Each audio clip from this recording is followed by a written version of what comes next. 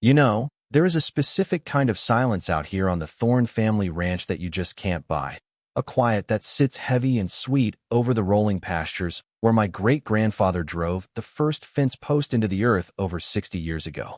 I'm Elias Thorne, 52 years old, with grease permanently etched into my knuckles from my day job as a diesel mechanic, and the dust of this land settled deep in my soul. Watching the sunrise over the same hills where 3 generations of my blood have raised cattle, fixed tractors, and weathered every storm God decided to send our way.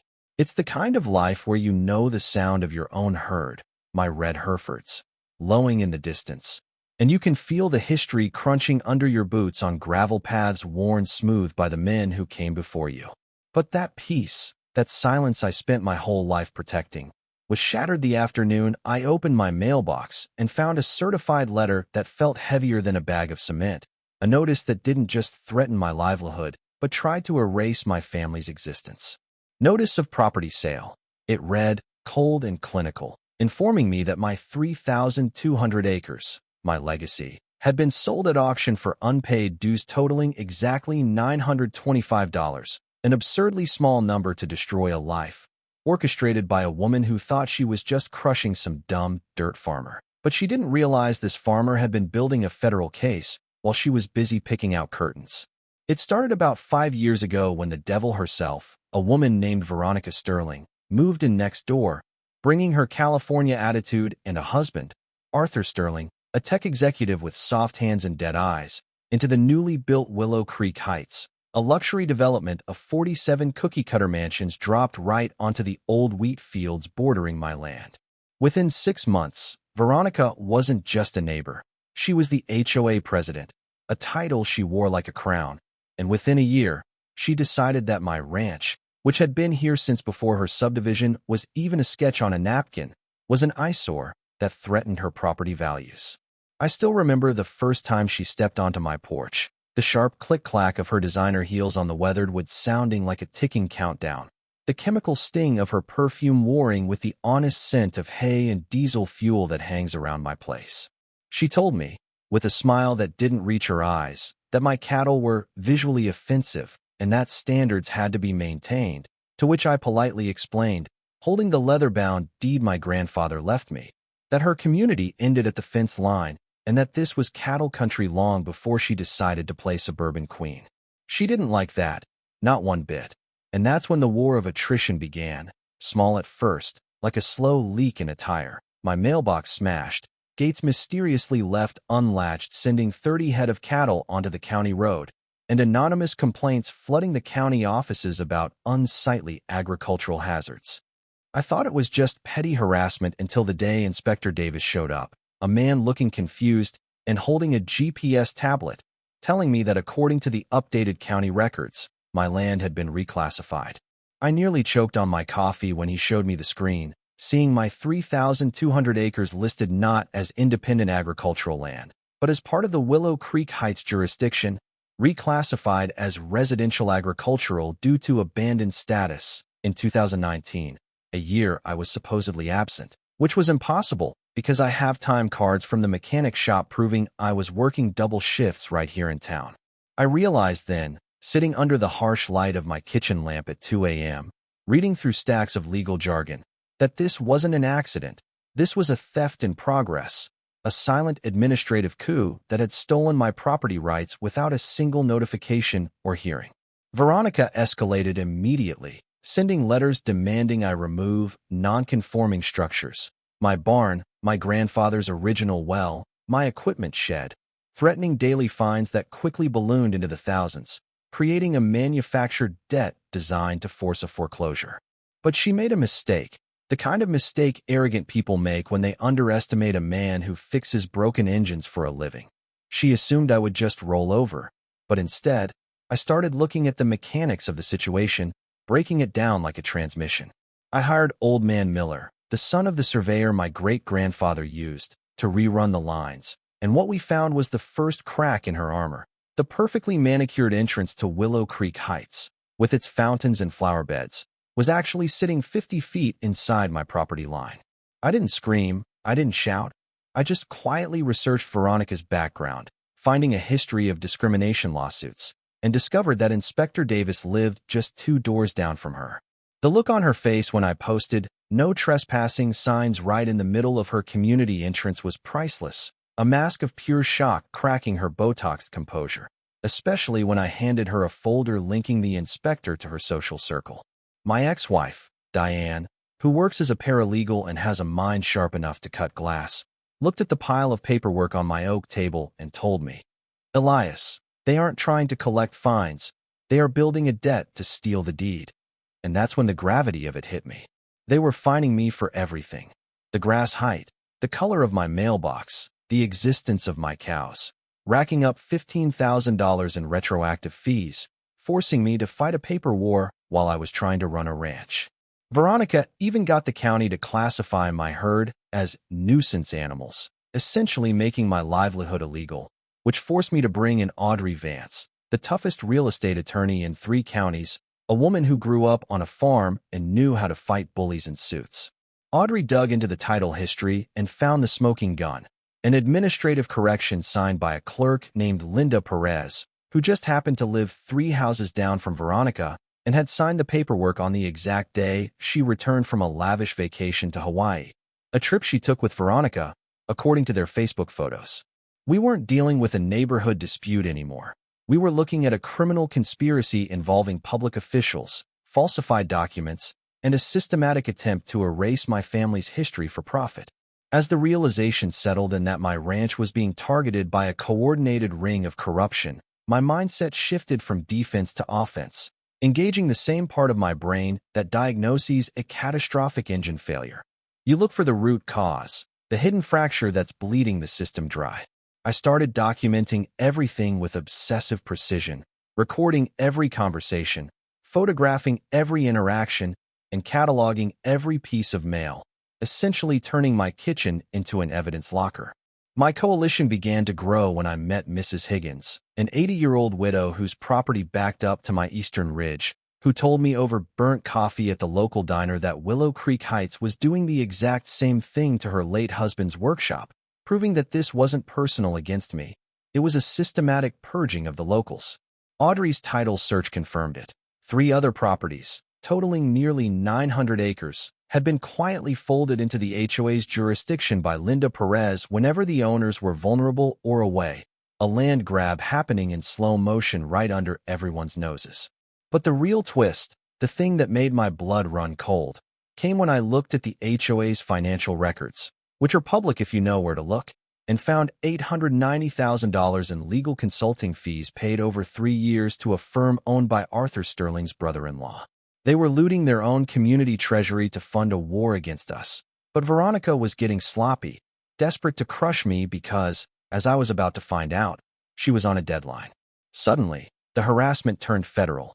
I had the EPA, the fire marshal, and the IRS crawling all over my land based on anonymous tips about chemical dumping and tax fraud, investigations that were clearly designed to bleed me dry financially even though I was innocent. I hired a private investigator, a retired detective named Red Callahan, a man with a face like worn leather and a talent for following money, and what he found changed the entire game. It wasn't about the land, it was about what was under it. Arthur Sterling's company, Apex Analytics, had partnered with a massive energy conglomerate, Titanium Resources, to use satellite data to find mineral deposits, and it turned out my humble ranch was sitting on top of one of the largest natural gas reserves in the state, worth an estimated $2.5 million in extraction rights alone. They didn't care about the view or the property values. They wanted to foreclose on me, steal the deed for pennies, and then lease the mineral rights to Titanium Resources for a fortune. The proof came from Mrs. Higgins, who had secretly recorded an HOA board meeting on her grandson's iPhone, catching Veronica in a fit of rage screaming, "We have invested too much to let some hillbilly farmer ruin this deal. Titanium is expecting those rights by December." Hearing her voice, dripping with elitist venom, admitting to the conspiracy was the moment I stopped being afraid and started getting angry. A cold, hard anger that felt like steel. Audrey then dropped the atomic bomb. My great-grandfather's original homestead grant contained federal anti-speculation protections, meaning anyone trying to fraudulently acquire this land for commercial development wasn't just breaking state law. They were violating federal statutes that carried treble damages, triple the amount they tried to steal. We weren't just suing for my land back. We were looking at a potential $7.5 million recovery and prison time for everyone involved. We formed what we called the Fence Line Alliance, a group of 7 targeted landowners, and the town rallied behind us, with the local paper editor, Sam Jenkins, running front-page exposes on the rural land grab, turning my struggle into a symbol of the fight for the American soul. Veronica, realizing she was losing the narrative, started playing dirty, poisoning my cattle's water troughs with motor oil, forcing me to flush the system while my poor animals suffered, and paying someone to cut my fences at 2 a.m., releasing the herd onto the highway. But Red Callahan had already helped me turn my ranch into a fortress of surveillance, and our cameras caught Arthur Sterling himself, the genius tech executive, stumbling through my pasture with bolt cutters, his luxury car parked clearly in view of my wildlife cameras. We had him on video committing a felony, but they didn't stop there. They went after my kids, Sophie and Lucas, calling Child Protective Services with fake reports of unsafe living conditions, forcing my family to endure invasive interviews and inspections that left my daughter in tears and me shaking with rage. That was the line.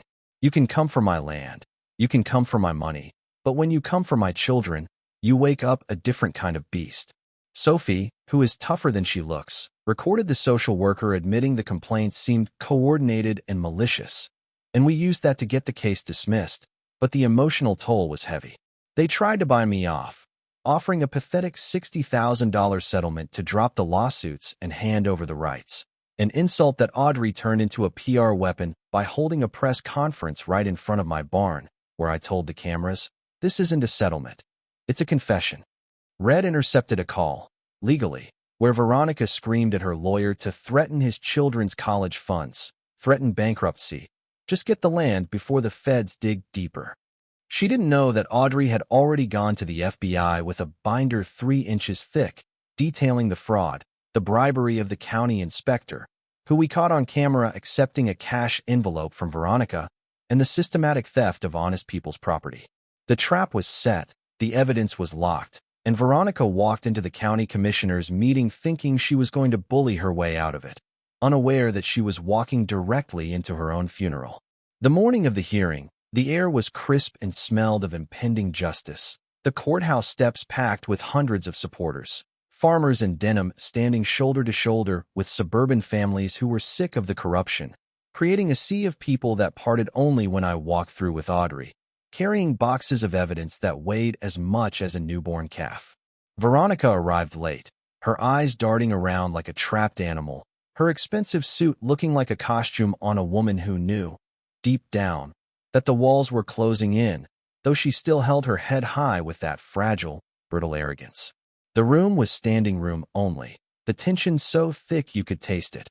As Commissioner Williams opened the floor and Audrey began her dismantling of their empire, methodical and ruthless, displaying the timeline of the theft, the fraudulent, abandoned status, and the financial connection to Titanium Resources.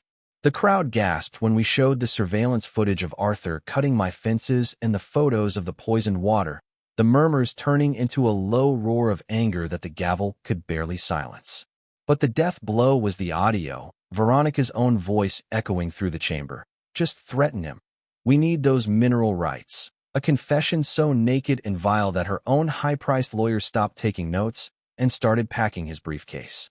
Veronica, realizing her life was unraveling, stood up and shrieked, her voice cracking, claiming this was a witch hunt, and shouting about ignorant hillbillies who didn't deserve to own land in a modern world, her mask of civility slipping to reveal the ugly bigotry underneath. And that's when the doors at the back of the room opened and Special Agent Linda Vance, no relation to Audrey, from the FBI stepped forward, her badge catching the light, cutting through Veronica's tirade like a knife. "Mrs. Sterling," she announced, her voice calm and terrifying, "you are under arrest for conspiracy to commit wire fraud, violation of the RICO Act, and attempted theft of federal homestead property." The eruption in that courtroom was something I'll never forget, a mix of cheers and camera flashes as the handcuffs clicked around Veronica's wrists, the sound loud enough to be heard in the hallway, marking the end of her reign of terror. I stood at the podium, looking out at the sea of faces, and simply said, "This wasn't about me versus an HOA. This was about the right of every family to keep what they built," a statement that earned a standing ovation that felt like it shook the foundations of the building. In the months that followed, the justice was absolute. Veronica took a plea deal for 18 months in federal prison. Arthur lost half his fortune in the divorce and restitution, and the corrupt clerk Linda Perez was fired and charged. I received $380,000 in damages from the HOA. But the real victory was Titanium Resources coming to me, hat in hand, offering a legitimate, respectful lease for the gas rights worth $3.1 million over 15 years. Money that didn't just save the ranch, it secured it for the next 3 generations. I used the funds to start the Thorn Heritage Foundation, a legal defense fund for rural property owners fighting corporate overreach, because no one should have to fight this battle alone like I did. Diane and I grew closer again, bonded by the war we survived, and my kids, Sophie and Lucas, walked a little taller, knowing their legacy wasn't just dirt and grass, but iron and will. 6 months later, standing on the high ridge of my property during our annual Freedom Festival, a community barbecue celebrating the victory, I looked out over the land, now protected by a permanent conservation easement I established. I saw children playing in the fields where Veronica wanted to put gas wells. I smelled the smoke of the grill mixing with the scent of the earth, and I checked my phone to see a message from a farmer in Ohio asking for help with his own HOA nightmare. We won, but the war for property rights never really ends, does it? It makes you wonder, in a world where a signature on a screen can steal 100 years of history, how safe is your own legacy really? Tell me in the comments if you think the punishment fit the crime, or if people like Veronica deserve even worse for trying to erase a family's past to pad their own future. I'm Elias Thorne, and out here, the land remembers everything, and so do we.